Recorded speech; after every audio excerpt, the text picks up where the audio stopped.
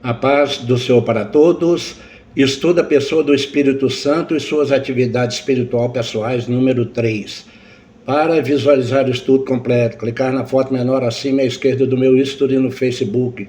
Glória ao Pai, glória ao Filho, glória ao Espírito Santo de Deus. Irmãos, todos os nossos estudos contamos com orientações do Espírito Santo que pedimos em orações. Todas as nossas afirmações nós provamos com textos da Bíblia. Para evitar heresias, temos que exigir textos bíblicos das afirmações religiosas. Isaías 42, 8 e 43, 11. Eu sou o Senhor, este é o meu nome, a minha glória, pois não darei a outrem, nem a minha honra às imagens de escultura. Eu sou o Senhor e fora de mim não há Salvador. João 15, 5. Sem mim nada podeis fazer.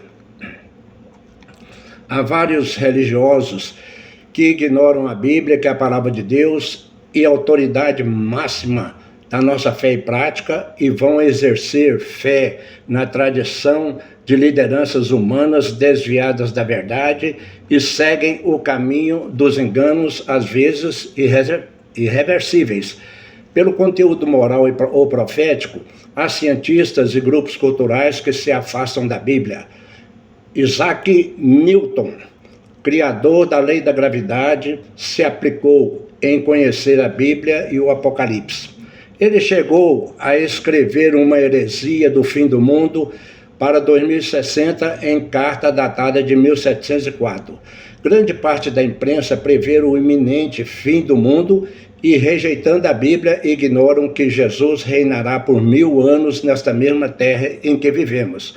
O acontecimento iminente é o fim do tempo da Igreja após a celebração do Tratado de Paz entre Israel e os árabes, a revelação do Messias judaico e a reconstrução do terceiro templo em Israel.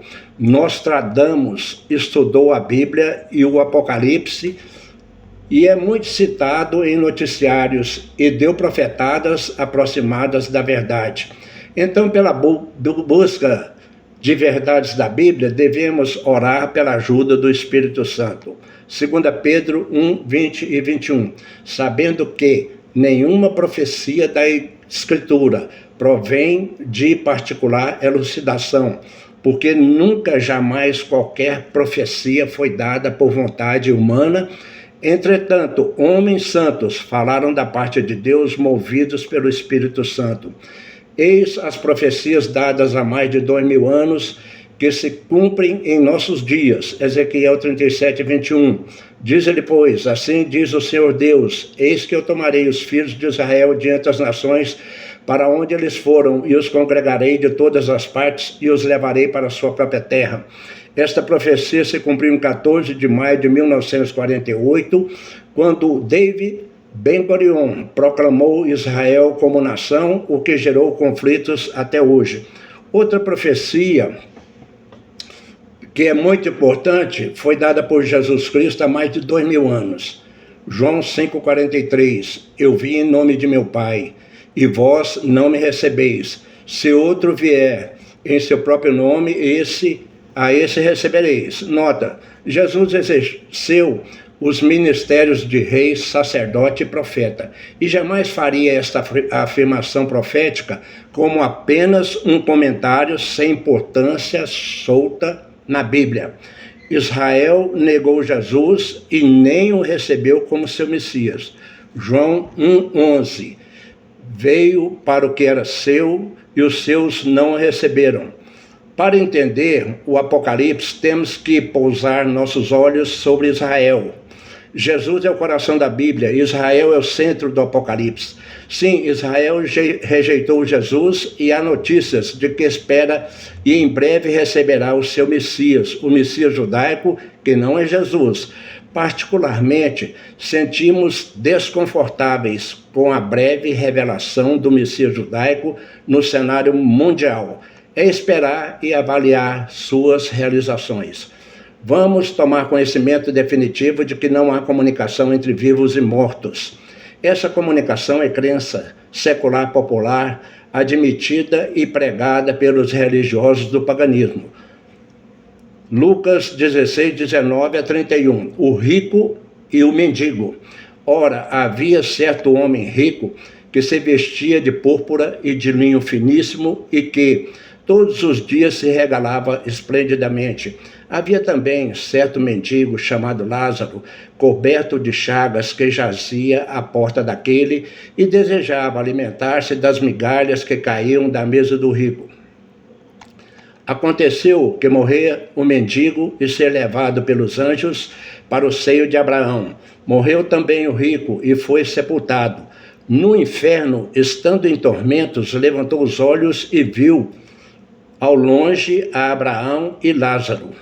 Então, clamando, disse: Pai Abraão, tem misericórdia de mim, e manda Lázaro que molhe em água a ponta do dedo e me refresque a língua, porque estou atormentado nesta chama. Disse, porém, Abraão: Filho, lembra-te de que recebeste os teus bens em tua vida, e Lázaro igualmente os males. Agora, porém, aqui ele está consolado e tu em tormentos. E além de tudo, está posto um grande abismo entre nós e vós, de sorte que os que querem passar daqui para vós outros não podem, nem os de lá passar para nós. Nota: analisando o texto, não vamos avaliar a vida pessoal de ambos, mas pela verdade podemos concluir que ser rico não condena ninguém para o inferno e nem a pobreza de Lázaro motiva o pobre ser levado por um anjo ao paraíso. O que precisamos entender é que Jesus Cristo é o único caminho para o reino de Deus e a rejeição de Jesus com vida pecaminosa geram o banimento do reino de Deus. Jó 7, 8 a 10. Os olhos dos que agora me veem, não me verão mais. Os teus olhos me procurarão, mas já não serei. Tal como nuvem se desfaz e passa. Aquele que desce à sepultura jamais tornará a subir. Nunca mais tornará a sua casa, nem o lugar onde habita o conhecerá jamais. Leia Deuteronômio 18, 9 a 14. Há um falso entendimento que muitos religiosos admitem, que os espíritos das pessoas falecidas ficam vagando pelo mundo, comunicando com os vivos por meio de médiuns, videntes, consultas e cartas, esperando pela próxima reencarnação, o que não existe conforme Hebreus 9, 27. E assim, como aos homens está ordenado morrerem uma só vez, vindo depois disto o juízo. A verdade é que quando uma pessoa falece com Jesus Cristo, vai imediatamente para o paraíso, como foi o caso do malfeitor que na última hora creu em Jesus, conforme Lucas 23, 39 a 43. Ao contrário, acontece com quem falece em pecado sem Jesus Cristo, sim, cai imediatamente no inferno e depois do julgamento do trono branco, após o milênio, será lançado com o inferno no lago de fogo e enxofre, conforme Apocalipse 20, de 11 a 15. Não existe purgatório, é céu ou inferno, pois quando a pessoa é levada para a eternidade, a sua situação está definitivamente diante de Deus, definida, não é? Outra verdade é se alguém se apresenta possessa por um espírito, esse espírito não é de Deus e sim das trevas, que assume a identidade da pessoa falecida, pois é um anjo milenar decaído e conhece a vida da pessoa falecida e faz revelações pessoais convincentes. Mas, em nome de Jesus, podemos obrigá-lo a revelar a sua verdadeira identidade. Não se engane, o Espírito Santo não se incorpora, nem se apossa do corpo e mente de ninguém. Vamos analisar o texto em que os espiritualistas apontam como realização de uma sessão espírita registrada pela Bíblia.